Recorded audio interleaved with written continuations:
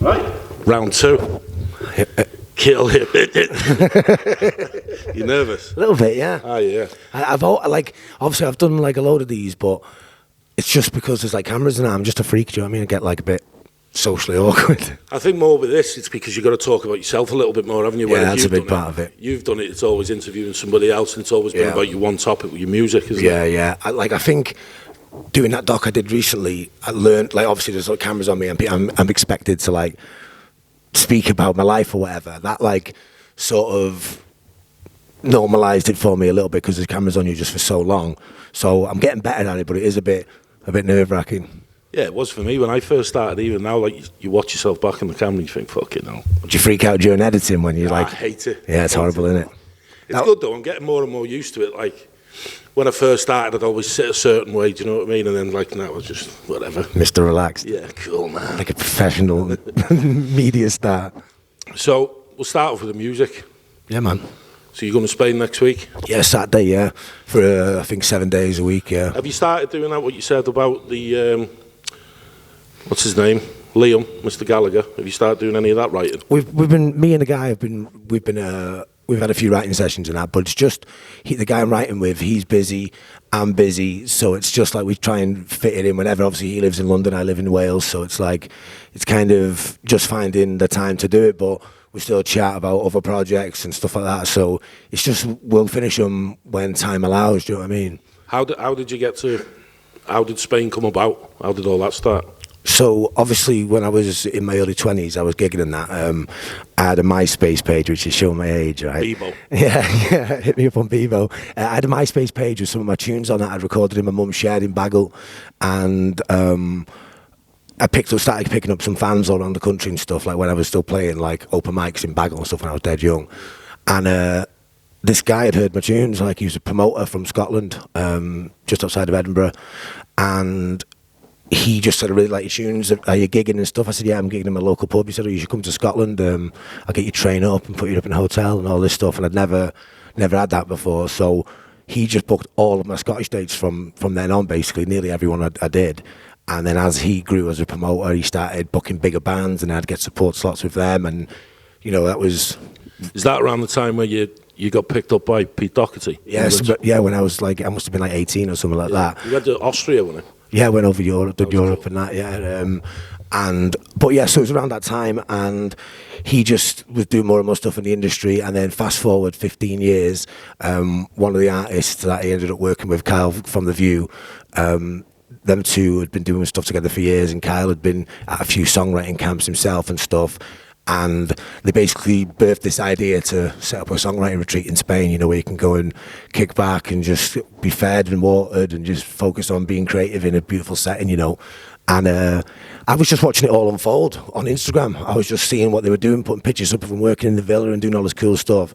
And I was just I messaged him just saying, like, what you two are doing out there is just so cool. Like, it's amazing that you're doing it, well done, sort of thing. And he obviously knew that I had a studio and I'd been writing and producing this stuff. And he said, "Why don't you come and get involved?" And then that was like 2 years, 18 months, 2 years ago, and sort of never looked back. How many times have you been over there? I've lost count. Yeah, just like, it obviously, because the camps aren't like, you don't know when they're going to happen. It's just when because they have guest writers from the music industry and stuff. So you're working around other people's schedules and stuff, busy people's schedules. So sometimes I'm busier than others. Obviously winter we don't go over there because it's not as warm, it's not as enjoyable and stuff.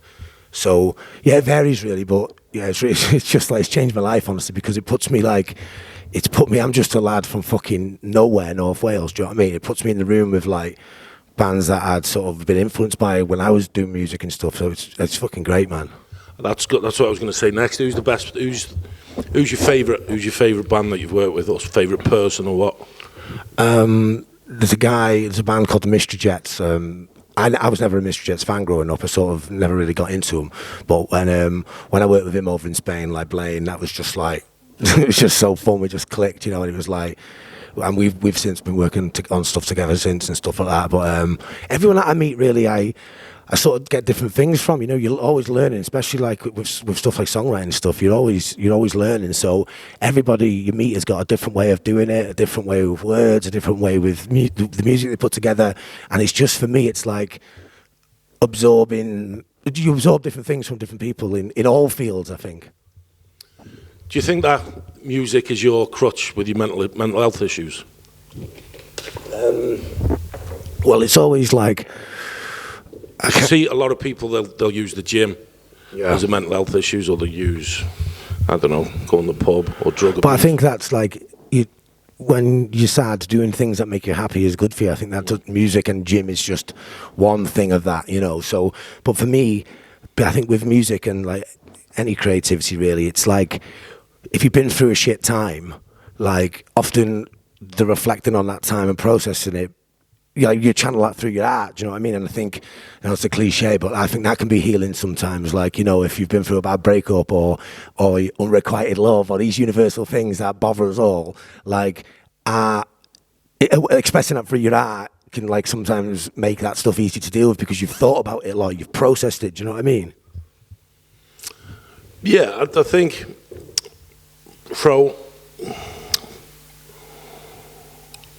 would you say this going to Spain all the time, what you're doing now? When you're going next week? Yeah, Saturday, yeah. Is that something that you want to do in the future? Is that something that you want to carry on doing, or is that like a stepping stone to something else that you want to do? No, I think, like, I've mentioned to you off camera, but like, I'm doing a master's course at the moment, which is fucking mental, because I haven't been in school didn't do uni or nothing like that. So, you're a clever lad though, aren't you? Well, unsharpened, I'd say, do you know what I mean? I'm just curious, I think I am. But like, they're sort of asking me to do like a sustained professional development plan, how all the little things I'm doing, whether my short-term goals, long-term visions, how I get there, all this stuff.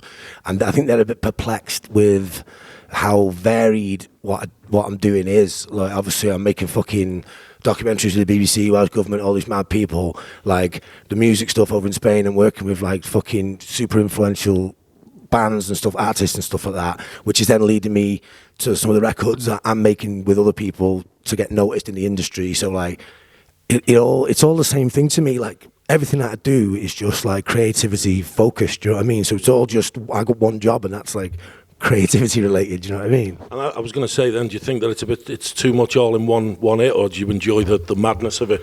That's a double-edged sword, I think, because on one hand, I know I've got bipolar and I take fucking antipsychotics and stuff like that, and they have their own effects, but I know just in my own self that when I'm not busy, like, that's when it's the darkness creeps in. When I'm laughing, but like, that is so true. Like, when I'm left to my own devices, like, just it tends to go wrong. Whether that be like, obviously with bipolar, it's ups and downs. So whether that be like mad depression episodes where I don't leave the house, or manic episodes where I don't sleep, and writing to the king about building a city in Bethesda, or whatever, just whatever mad thing that's going on in my mind.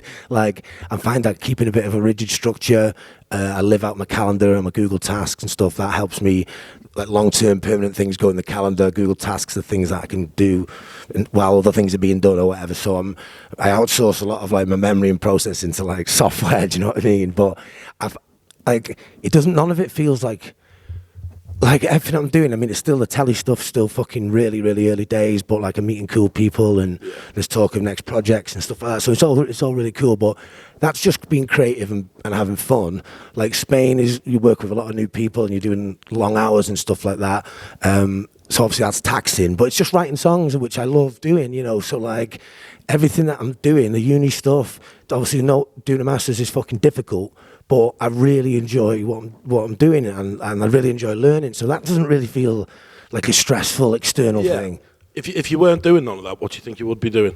Probably be dead, man. Like, honestly, I've been that close to it that many times, you know, when I wasn't doing all this stuff, like where I've had moments where a record deal didn't go through, or a business deal that I spent 2 years getting off the ground failed, and there's been moments where, like, I saw the abyss. You're the abyss, do you know what I mean? Like, I call it the darkness. Honestly, mate, and like, I honestly feel like part of why I'm so driven now, especially since coming off the gear and all that, like, why I'm so driven now is because, like, the abyss isn't far behind usually, do you know what I mean? So you've got to keep outrunning it. And I have had moments like, I was working on a record with an artist that I met over in Spain, and we were going back over to the studio in Spain to record it, and we were working in Wales in my studio, and then I was going to Glasgow for writing sessions and all that, and it was started off being really fun, but then like there was talk of publishers and record deals and money and royalty splits and all this stuff, and so suddenly then it turned into like, oh my god, this is feeling like a fucking job at the moment. All our dreams happening, and it become like a stressful situation. You weren't enjoying it. And then I had major burnout, like, and I had a bit of a psychotic fucking break, I'd probably call it now. You know, I just lost touch with reality for like a month or two,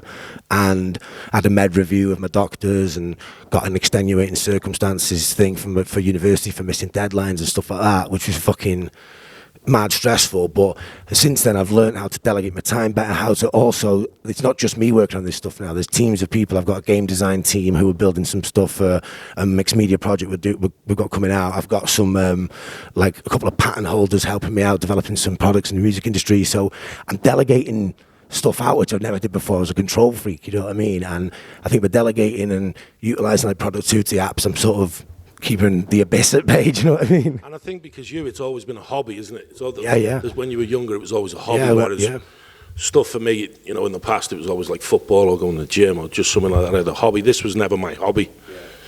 Yeah. So, like, this is the first podcast I've done now in, 6 weeks, 8 weeks, something like that. Why is that? I think it wasn't burnout as such, but I think I didn't realise how intense your emotions would be. Right, okay. So you've got to sit here and do the podcast, and then you've got to sit at home and edit the podcast. And then reflect on it again. And then once it's edited, you've got to sit there and watch the whole fucking thing. Yeah. And it's like, it's 3 or 4 times multiplied on your energy levels. If you're chopping it into clips, you've got to check it. You see it all again. So you could sit here and have a difficult conversation to have, whether that be about, you know, stuff in the past or drugs or mental health issues or being a father. Whatever it may be. And then you come out of there thinking that was a really like powerful conversation, but it's took a lot out of you. And then you get home and you've got to edit it and then sit there, and when people say, how did the podcast go? What did you talk about? So then you've got to explain it. And I think I got to the point where it was like, fucking hell. I need to chill out for a Plus the fact that like not only is it emotionally taxing, like talking about heavy shit and personal issues, but it's like a job in the sense that you've got to be a video editor, you've got to be a social media fucking marketer, you've got to be a personality, you've got to be a bit of an audio technician to get the gear running. Like you're wearing like a lot of fucking hats. Yeah, I mean, as well. It's something. Well, you know, plus working a normal job and raising a family and fucking having a relationship and all that. Yeah. And you know, like you helped me set it all up the first time we come here. I'm no good with technology, so when I first started editing, I think the first video took like 10 hours for me to edit on my own. I've been there, man. I've been there. So I was like, wow, this is fucking stressing me out. And I think because obviously I've started like that little men's mental health group in Flint now. It's nothing massive at the moment, but I think it'll gain traction as we go along. And I just thought, just have a couple of, you know, a bit of time to yourself. So I went on holiday with my missus, and then I come back and I've always been saying, I'll do one, I'll get one done with so-and-so. And there's like 50 people, mate, that I've got planned in to do them. Yeah. And then like you'd have a bad day in work, or, you know, you'd have just a bad day in general, because I'm similar to you. I haven't got bipolar, but I can be very much an introvert, whereas if one bad emotion hits me, I'll stay in my house for 2 days and won't go out. Yeah. And then I just think, oh, fuck it, I can't be bothered. But I know this is something that needs to be done. So, you know, my energy's sort of gone up and down. But I think we talked off camera, like, you're going to get some help with the editing, get someone to take over that side, because obviously you've got to be focused on other things. I think that will be crucial massively. For you. So it's my mate Johnny Noble, his lad. He's going to be doing it. I think he's going to uni or college to do this type of work. So he's really keen in doing it. And again, that's going to... One of the things that I've been learning about in uni, obviously the creative industries that I'm involved in is like, it's very entrepreneurial, self-directed and stuff like that. So one of the modules on my course is about like, it's almost like professional, I think the module's called professional studies. So it's like talking about like leadership skills and stuff like that. Yeah. And it says one of the things that is like crucial is like mentor-mentee relationships, where you'll sort of give someone a chance and teach them what you know, and then then someone else will teach you, and this whole like transfer of knowledge and information. So like I think getting someone to sort of share the work with, I think that's fucking going to be a massive help for you, man. And also, I've spoke to a friend of mine, Jack. We want to maybe take the podcast just another avenue to explore, is bringing like mentors on here and businessmen, and yeah, man. you know, for young, it's inspiring as well, isn't it? Yeah, for you know, especially like obviously I can't speak for you, but I'm guessing it's not too dissimilar to me. Like growing up and all that, where we grew up, like you don't have many sort of figures in life like that who can say, oh, if you do this, or you look at life this way, you can succeed or whatever. We don't have that. I think from where we're from, because we're from the lower class council estates, you haven't got many successful people that have left the town and become X, Y, and Z and done this and done that. Do you know what I mean? Something as simple as doing this is sort of looked at. All right, it is a good thing, but where we're from, it's like, fucking hell, it's amazing. Yeah. But it's so simple to do, but we're not used to having these sort of have you opportunities. Found, like, I know in my like peer circle, especially like when I've started doing all this sort of music and creative sort of career paths, I got like a lot of ridicule. It was like banter and stuff like that. It wasn't like, I'm not saying I was fucking bullied or ever, never had any effect on me. I didn't stop doing what I was doing, but like I got like a bit of, hey, what are you doing? You see what he's up to? Yeah, so when I first started, like again, some of it was banter, but you can see some of it is like, I think some of it's a little bit of jealousy. Right, okay. Maybe something like, because I had a conversation with my mate before I started the first podcast, and he was like, you know, people are going to take the piss, because who am I to come out here and preach on the issues of, you know, being in a bad relationship. Yeah, but you're only preaching from your own experiences. Yeah, you're not telling people right and wrong, are you? And that's the thing that I think I've done, is I haven't told people like you get these mentors on social media, you've got to be this certain way and ice baths at 5 a.m, and do you know what I mean? I'm not that, I'm just a normal lad, but what I have done is realise my issues in life and understood that the next generation of young lads coming through, my son and all his mates, do they really want to go down that same road? Because the environment we live in, we're trapped, almost. Yeah. Well, we touched on that thing you said about your son, like when we did that doc, well, whenever it was, like the intergenerational shit that gets passed down and doesn't get changed. So this is like a part of sort of addressing that, isn't it? I think so. I think it's for me, especially with like your men's meetings and stuff like that. Yeah, I think for me is I don't want this picture of me that I had, you know, a few years ago or 10 years ago. This picture of this is who he is. He'll always be this way, and he'll never change. When deep down I wasn't really that person. I've always been this way, and I will fucking change. So it's like, you know, actions speak louder than words, don't they? Yeah.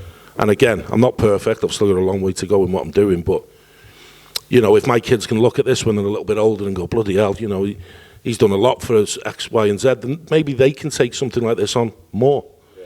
You know, maybe they can advance whatever this is going to turn out to be. Do you think, like, you're just touching on there, like, it sounds like you're kind of reflecting on things and always trying to grow and improve yourself. Do you think that comes from, like, issues with substance abuse where you've had to like take big stock of your life and make changes and stuff, and you just continue in that trend? I think it is for me. I think for me the substance, the drug abuse and alcohol abuse and overall abuse of life. Do you know what I mean? Just being exactly what you mean. Yeah. Do you know what I mean? It's that for me is an outcome of everything that I hated with myself or everything that I've done wrong in life. Do you know what I mean? I don't think this is based on, you know, the abuse I've put myself through over the years. I think this has come out of, I've had enough of that. Do you know what I mean? I've had enough of that. Every time I'm struggling or down or depressed, I used to go to drugs or alcohol. You know what I mean? Every time I felt fucking suicidal, it'd be, right, I'll just go and buy a load of drink, drugs. This is sort of, I still get, maybe now and then, I might still get those emotions creep in and think, yeah, of course, yeah. I fucking feel depressed today. Well, I do, because my missus said to me, there's been times 2 weeks ago, and I've said it on the previous podcast, where I don't want to go out the bedroom, don't want to leave. And I think for a while, maybe that was why I was putting this off, because I didn't feel ready for it. Well, why you'd had breaks from doing this, you mean? Yeah, right. Yeah, and I think, but this, again, my missus said last night, when I'm doing this now, I'm a lot more present in life. So in my day, my structure of my day is a lot better. Do you know what I mean? I feel a lot more positive in me. Why do you think? Is it because this is like an outlet for? And this is where I was getting to. So in the past, drug abuse, alcohol abuse has been an outlet of pain, anger, depression, suicide, frustration. Yeah. Whereas it doesn't always have to be negative. You know, your outlet doesn't have to be negative to deal with those issues. You know what I mean? And I think this is the whole reason why I started this. Is one, to sort of help myself be a better person. Two, to help other people. But three, it also helps me deal with my shit from years ago. So it's helping me progress, but it's also helping me history. Do you know what I mean? It's helping both ways. Yeah. And that's what I find. Like, I know for a fact that, and you probably do the same thing, when we walk out of here later, you think, fucking hell, I feel a lot better now. Yeah. That's what everybody else has said when they walked out of here. This, one of the things that I've been learning about in uni, they said, you need to do this development plan in a thing called a theoretical framework, and I didn't have a fucking clue what that was. So I was like, wait, what is it? And it's like ways that look to explain different aspects of the world. So like they'll look at a load of experiments done on human behaviour and then boil it down to like these are the things that motivate us or whatever. It's really interesting. And one of the theories, this called, I don't even know what it's called, self-determination theory, SDT. One of the things it talks about is that for human beings to feel like fulfilled in life, they need three things. So one of them is autonomy, the feeling of like you're in control of your own destiny and like free will. The second one is competence, the feeling of being able to do the thing in front of you, whether that's learn a skill or the job at work or whatever it is, the feeling that you can achieve it. Like no one wants to feel like they can't do the thing in front of them. And the other one is relatedness, which is like connection to other people, being able to communicate ideas, connections with your partner. Just, we're social animals, do you know what I mean? And I think this for you covers a lot of those things. You're your own boss, you pick your own guests, you do your own edits, so that's you get massive feelings of autonomy. Like you're learning new things, interview skills, editing skills, time management skills or whatever. I think it's giving you like all those essential needs.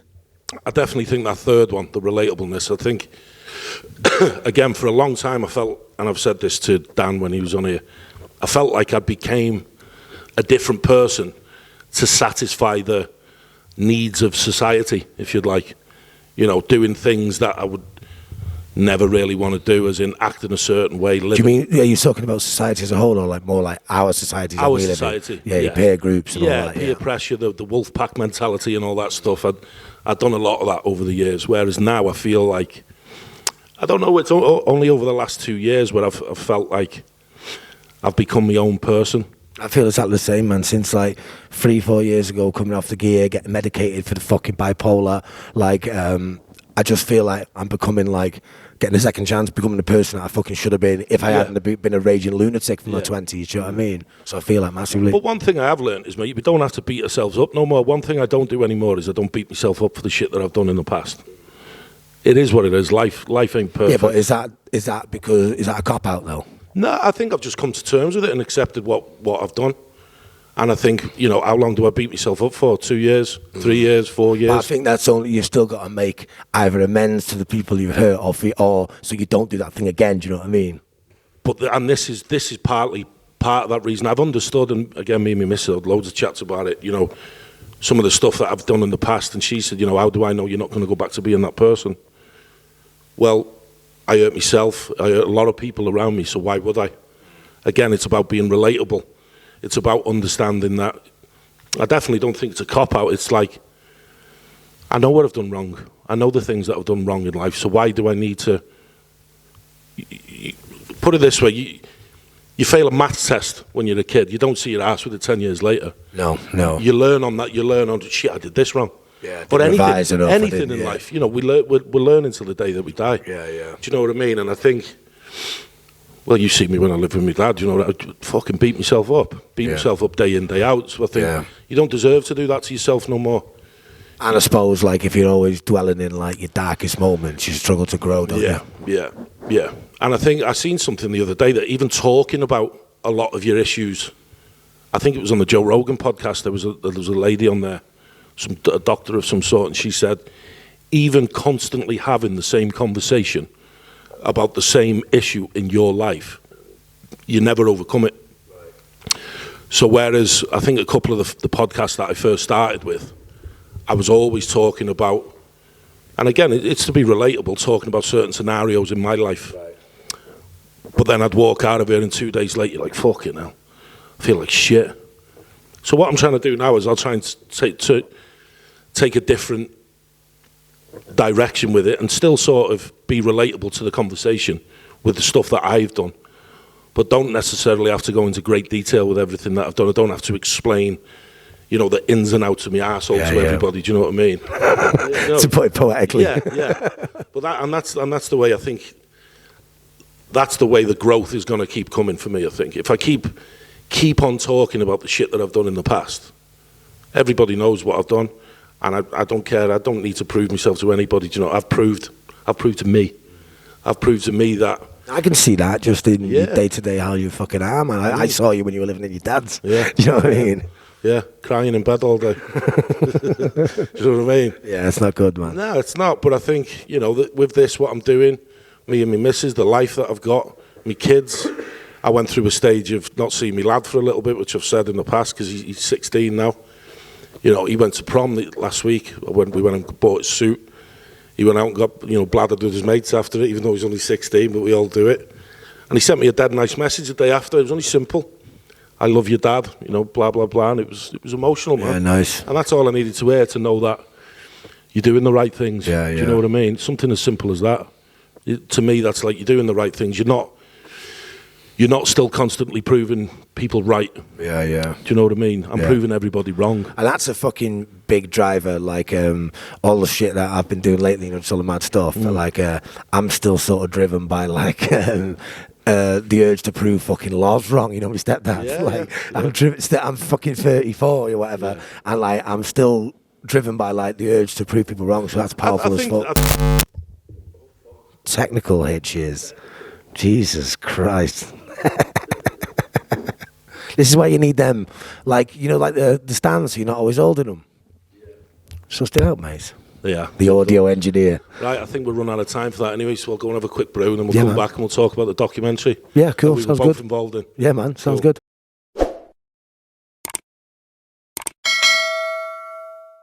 So, obviously, the documentary that we did before Christmas, it came out a couple of weeks ago. Yeah. It got quite good feedback, didn't it? You know, on Instagram. I've seen a lot of comments on Instagram and stuff. Yeah, they're putting a lot of work into that whole campaign. Do you want to say a little bit about it? Yeah, you can go with it. You can start it off. Yeah, so like during my adventures in TV land, working with the BBC and just meeting all these new people, this project sort of come onto my lap, and it was to help research a film, part of a nationwide campaign by the Welsh Government that aims to reduce violence towards women. So they were reaching out to they were just trying to get a picture of what a modern fucking Welsh man is, do you know what I mean? So, and I think they were focused on sort of a training angle as well, so they wanted to give people sort of a look into how films are made and stuff like that. So it landed on our lap, and me and Luke Davis, he's like my creative partner in film and stuff, we just started researching this film, reached out to gyms, reached out to boxing clubs, the prison service, just all sorts of stuff basically. And obviously I knew that you were doing good things with the podcast, Men's Mental Health. You were obviously an avid gym goer, as I said in the doc. A green hoodie on. And yeah, I just knew that obviously I'd seen some of the podcasts you were doing, and I knew that you were having like important conversations and that, and I just thought the whole point of the film that we're trying to make was like to encourage conversation, so I thought it fitted in nicely. And obviously you were like really, really honest about some of your behaviours and stuff like that, and as were everybody in the film, you know. And I think like obviously it's a tricky subject, all this kind of stuff, but I think it's important, and yeah, it was cool. What did you think about your involvement? I think when you first come to me with it, and we'd done that little test footage and stuff in the gym, and I thought it was a pretty tough conversation to have, because I didn't really think that I'd had that much of a difficult conversation with myself before that. And then when obviously they said it was towards like violence towards women, I was like, well, you know, I've been a bit of a knob in my time, but I've never really been a violent man. But then when it was explained to me a lot more, it was like, well, no, we want your input as to sort of the lifestyle of the average man. Do you know what I mean? Or the average lad, as you call it, like sound lad.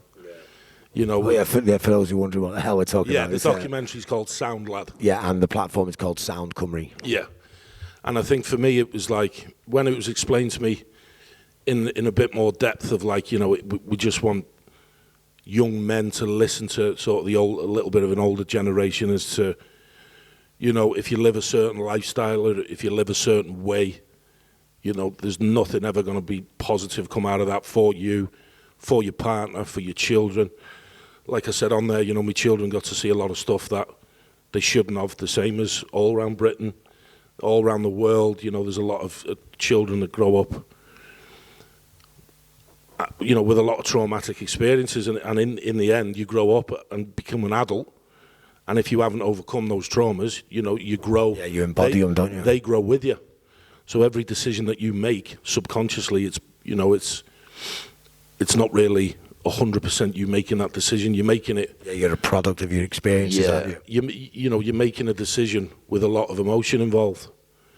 You know, every time I used to do stupid things or go out for days, or, you know, there was always a lot of emotion involved. There was always a certain trigger point that would, you know, make me act a certain way or make me think a certain way. And, you know, I've spoken to you about this before, whereas, you know, I always said, I didn't want to grow up having a similar relationship with my children, or in a relationship with a girlfriend or whatever, the same way my mum and dad did. Yeah. Do you know what I mean? I never wanted that relationship for myself. And in turn, it sort of started to creep into my life. You know, certain times where you'd think, fucking hell. I remember that happening when I was a kid. Well, and then history's repeated itself. Yeah. And so that's sort of, when I went onto the documentary with you, that I was sort of explaining that. And, you know, this again, this is why all this has come about. That I want to change that narrative. Do you know what I mean? I don't want history to repeat itself again. I don't want to, when this just popped into my head, like, obviously you're talking about being a knobhead and stuff, and obviously when you're in a relationship, the person that you're a knobhead to is your partner, and there's been times where I've thrown things and fucking smashed things and fucking, you know, you just tempers are really high and stuff. I was shocked when we watched the final cut of the doc back that I'm probably fudging numbers, but it was like each year like 4 million women report like violent incidents. I was shocked that it was that high. Like, were you? 4 million. Yeah, probably. I'd probably be shocked because, again, I'm not a violent man. Never have been. But, you know, I've done a lot of stupid things that you look back on and think, things happen in the spur of a moment. Life gets on top of you. Life stresses get on top of you. Your finances get on top of you. Your emotions get on top of you. You know, if you're not acting the right way in a relationship, that shit gets on top of you. And in the end, if you don't deal with it the right way, you just fucking pop, don't you? And that in turn then leads to, fuck this, I'm going out. And then you might not go out, you know, it's all rows and shit like that. But again, over the last couple of years, mate, that's a lot. I've done a lot of sitting back and thinking about stuff like that and think, you know, it's not cool to be that way, because a lot of lads will go out and say, I've had a row with the missus again and I'm fucking staying out. And where does it get you? Nowhere. You know, you still got to deal with them issues when they come, you know, after a day or 2 days or whatever. You still got to go home and deal with them issues. Yeah. And that's a big thing that my missus has taught me now is, you know, if we've got a problem, let's sit and talk about it. Talk about it now, rather than... You said a great thing in the doc. You said we haven't got the tools to communicate. I don't think we have, and this a sort of catchphrase of mine now that, again, I haven't made it, but just you've got to find comfort in conversation with yourself and with anybody else, because if you don't feel comfortable talking about things, you're not going to talk about them. And then that in turn... It blows up or whatever. Yeah, I've always said, you think of a bottle of pop, you shake a bottle of pop and then open the lid. What happens? It explodes everywhere. So rather than that happen, you know, find the tools, whatever that may be, whether it's, you know, again, last year or the year before when I was going through my issues on a Friday night, I'd go to the gym at midnight if I needed to. And now, you know, me and my missus, any sort of small issue comes up with me and my missus, we sit down and talk about it. Yeah, same. And like, I found that just from I think one, growing up and getting off drugs and getting medicated for mental health problems, I think all that's really helped. But I think just for the process of making that film and a few other things I'm doing, like just being able to sort of have a conversation, a level conversation, and come to some sort of fucking way to agreement or whatever, like that was something that I'd always get really defensive. You know, like if someone called me out on something or questioned what I'd done or whatever, I would get really fucking defensive and go on the attack. And like now I feel like like my relationship is just so much more content because we're fucking communicating. Do you know what I mean? And I think again that conversation piece, it doesn't have to be deep. You know, it doesn't have to be this deep, long-winded, spiritual, you know, conversation. It can be something as simple as, right, you know, how you feeling? Or, you know, I feel this way. I think you could do a bit better on that, and you know, you're not doing as much as you used to do, or this and that. Whatever it is. Whatever that may be. Do you know what I mean? And it's something as simple as like, yeah, okay, I understand. You know, I'll try and do better. And then in a week's time, have that same conversation again. Well, you know, how do you think? Yeah, you know, we're doing better here, or we're working on this, or you're doing better at this. Simple stuff. Life, I don't think life is as difficult as we make out. Well, I was just going to say, how fucked up is it that something as simple as having a conversation with someone who you value or whatever is so like a mystery to us for so long? It's fucked up. And nobody does it, and that's probably where the 4 million phone calls to the police for violence comes from, because you'll go at them, they go at you, you wind them up, they wind you up, and then you just both blow up. And obviously a man's a lot more physical than the majority of women, aren't they? So it's probably a lot of the time it'd be the woman who takes the heavy end of the argument. But yeah, it's simple, man. I've learned to realise over the last 2 years that life's simple if you simplify everything yourself. You know, if you try and overcomplicate life, you'll overcomplicate your own life. So like now, mate, my life now, mate, is fucking just so easy. Dead eat, like no worries, no stress. Yeah, it's weird how it gets easy when you start shoveling cocaine into your face every day. Yeah, and it's like, but it's not just that, mate. It's looking at my lifestyle in general, even to, you know, food, how you do with food, how you do with alcohol. Obviously, drugs were involved for a bit, well, for quite a bit. But now I just do everything simple. You know, there's nothing in my life that I stress about.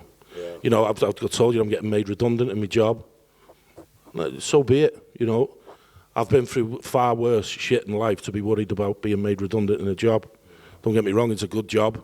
I like it. You know, the time off's decent, but it is what it is, man. There's people in this world who haven't got a penny. Yeah. There's people living on the streets. I should count my blessings that, you know, I've been given a second chance to do life. You know what I mean? There was a time 3 years ago, 3 years ago, where it was sort of like, let's put your car in first gear and drive off the edge of the River Dee. So be it. Life is what life is.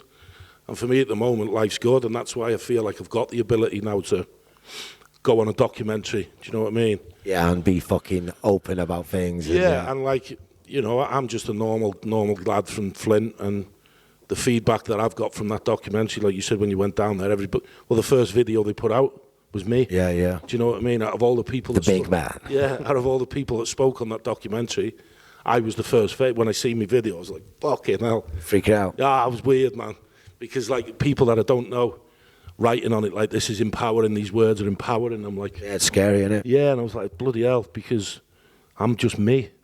Do you know what I mean? I'm just a normal lad from Flint. But that was the whole point of the project. It was to just get normal fucking lads. Do you know what I mean? Yeah. But again, and it was cool just that you'd had a bit. One, you'd done things in the past that you fucking wouldn't agree with now, but also that you were reflecting on that. That was why I knew you'd be a fucking asset to it, and why I put you forward for it. Why do you think? A question for you is now for you. Obviously, there's still a lot of people who live a monotonous lifestyle. Work, weekend, drink, drugs. Work, weekend, drink, drugs. And through this podcast and through the meetings that I've started as well, I get a lot of lads coming into the inbox explaining their issues to me, and then I'll sort of not tell them what to do, because who am I to tell anybody what to do? Just advise, Just give it a little bit of advice. Maybe you should think about doing this or do that. And then they won't listen to it. Or maybe they do listen to it, but they just won't act on it. And then they'll carry on that cycle, as I've done myself. I've done it for 15 years. How do you think we break that? That cycle needs to be brought. And again, Yeah, but how did you do it? mine was probably because I wanted to. Or did you do it in one fell swoop, or was it a series of incremental things? Small. I'm still working on it now. Same. You know, I think it's going to... I keep saying to me missus, I think in 12 months' time I won't drink at all. Because I don't really go to the pub no more. I have a drink in the house with my missus. I've got a mate who's just knocked the drink on the head. Like, Yeah. Same age as me. Yeah, and we'll have a game of chess in the house. We'll play cards in the house, you know, something simple like that, and I enjoy it. But then, like my missus said, there might be a time where I go out for a beer and then for 2 or 3 days I'm depressed as fuck. So it's sort of what outweighs what? Do the pros outweigh the cons? Or? But then on the other hand, I think, don't beat yourself up too much. You're still allowed to enjoy a bit of life. Do you know what I mean? As long as it's not destroying your life. Well, and I don't, you know, I'm going on what? Me and my missus now is over 2 years. And from where I was when I first met her to where I am now, I think I'm not a different person, because I hate that word, but I'm a lot better. So like, yeah, so I think you've sort of answered it, like, what can we do sort of thing. It's incremental positive change, isn't it? That's like, that for me, that was what it was, getting medicated, coming off gear, fucking getting my career in order, just like, it's small changes, isn't it, you know? Yeah, and I think if you do try and change everything all at once, you just implode. And we've only got so much fucking cognitive bandwidth, haven't we? Well, I think people want the answer there and then, don't they? I think a lot of people who are struggling at the moment want the answer there and then. What do I do? What do I do to make myself feel better? But it's not a case of what do I do. It's a case of how do I do? Do you know what I mean? Because there isn't a what. A what is sort of, it's individualised. It's one thing, isn't it? Whereas how is multiple things. And it's also, how is also a bit more fucking goal focused. Yeah. And I think that's what you've got to do. I think you've got to set yourself little goals. And all these mindset coaches, and some of them are really good, if like the top level ones, but if you look on Instagram now, everybody's inspirational. Every single person on there is either a gym PT. But isn't this a bit of that? Like, we're talking mental health, trying to inspire. Isn't this like all of this stuff is kind of a bit of that? Yeah, maybe. For me. No, you're not coming out saying that you've got the answers, you know, which is different. Yeah, I imagine. and that's what I think. I don't think I've got the answers for you. I don't think I've got the answers for anybody else. I think you're the only person who finds the answers for you. You know, people can you can pay somebody £100 a month to look after certain things. It doesn't mean that you're going to do it. You know, you could lie to anybody. You can lie to yourself for a very long time, which a lot of us have done. I think, you know, I guess what I'm trying to get at is, how'd you put it? I don't really know. How to say it. It's a difficult. What I was getting at was like with the inboxes, with the messages and stuff like that. How does each individual move on? Do you know what I mean? And I think the first step is like reflecting on the things that are causing you fucking pain or harm or to be held back or whatever. I think it's to definitely fucking work out the things that are triggering negativeness. Where do you feel like, you know, when you were at the lowest point, where was your turning point? Mine was when I nearly got evicted because I hadn't paid my rent for 5 months or whatever, because I was just snorting gear all the time. That was like without a roof over my head, I don't know what I'd do. Do you know what I mean? And that was like, and that was fucking maybe 4 years ago. And I haven't fucking missed a payment since. You know what I mean? That was like a shock to the system. Yeah, and I think that's what everybody needs. We need that shock. Mine was when I was in my dad's house and I just like overdosed on a load of different drugs and collapsed on the floor. I've said it on That'll do it. Well, I've said it on here before. There was blood coming out my eyes, my nose, my mouth, and I thought, this is it. And you know, let's get. It's fucking terrifying, though. Yeah, isn't it? and then I woke up, and then again I repeated myself. But my missus walked past me in town one day, and then liked a couple of pictures on Facebook, and then a week later we went out for dinner.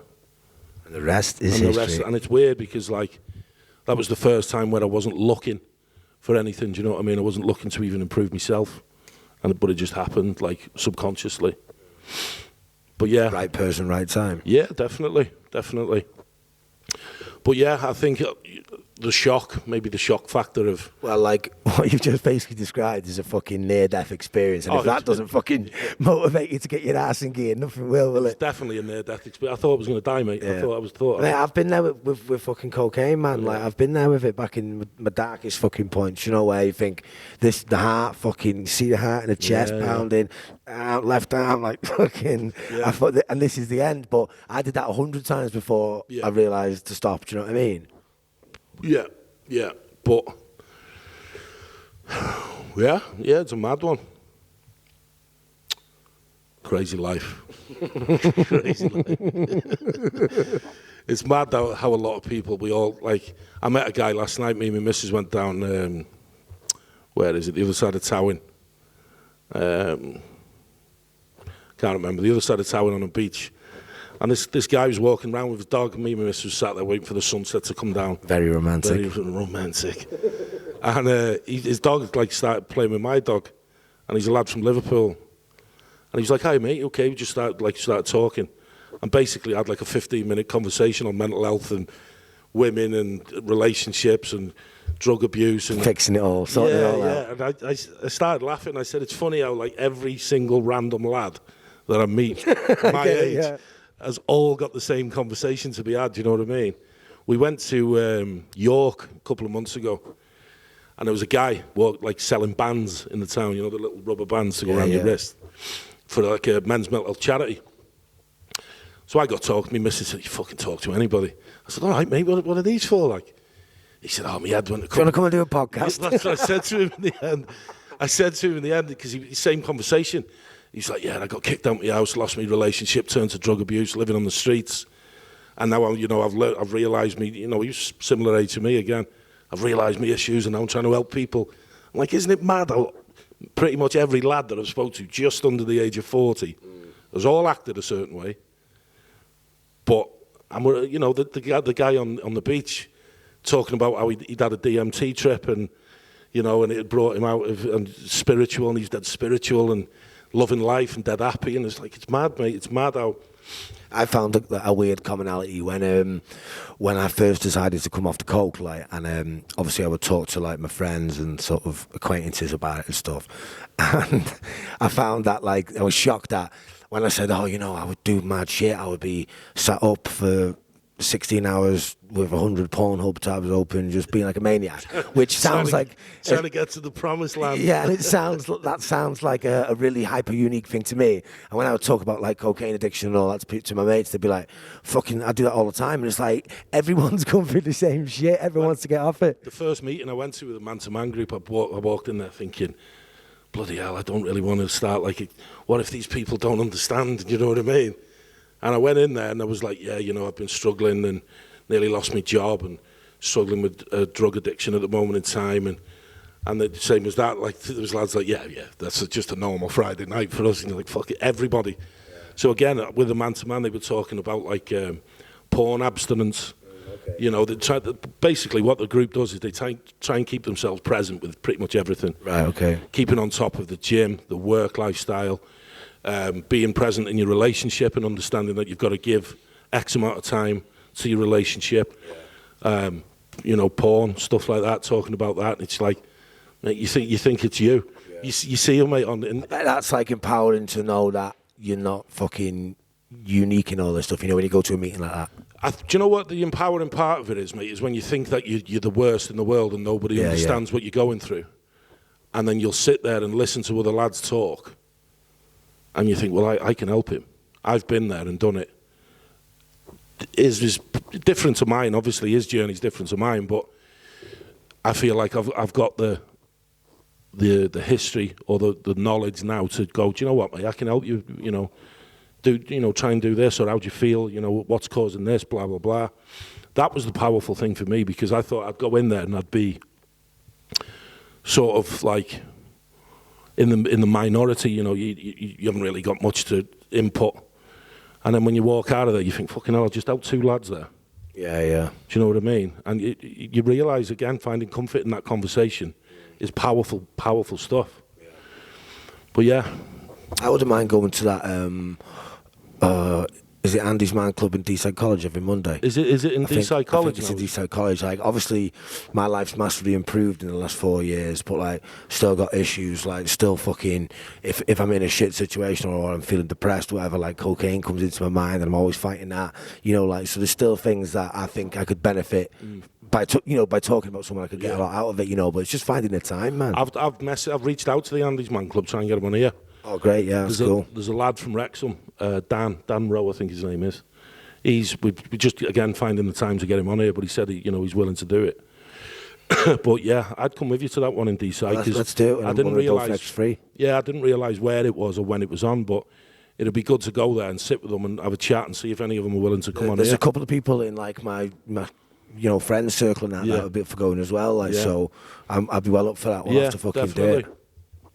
So we've got a couple of minutes left, mate. If you want to just briefly, what does the future hold for Dr. Cal? Well, obviously the music's going so well with the camps in Spain and stuff like that. The next record that I've co-wrote and produced is getting fucking mixed by Beyonce. Lady Gaga's producer. So like that's fucking. He's a big Grammy winner, which is the biggest thing I've ever done. Yeah. So I'm just going to continue to work on that project. Then I've got this doc coming out with the BBC about my life in music in North Wales. That's out on the 29th of July on BBC Two Wales. So hopefully that fucking leads to some cool places. And then obviously just get this masters and just see where that leads, and just keep following my curiosity, man. Just keep following my fucking creativity. Your artistic flow. Yeah. That's it, mate. One last question. Yeah, man. If you could sit round a dinner table with 4 people from history, who would it be? That's a really good question. I've asked everybody that question towards the end. I would go George Orwell. Don't know who that is. He's an author. He's cool. You should read a few of his stuff. He's all right. Yeah. Interesting guy. Mr. Bean. Keep it light. Yeah. Doesn't say a fucking word though. I don't really know, mate. To be honest, I'm surrounded by so many cool people at the moment. Like These people that aren't alive, by the way. The people who you want round the dinner table. They've all got to be dead? Yeah. Let's go with a king from the turn of the century, every century back. Let's just have 4 mad kings. Fuck it, I don't know. I don't know. British or foreign? Whatever you fancy, mate. King You're hosting it. That's it, mate. Sound, man. Cool. Great. Nice one, Lee. Well done.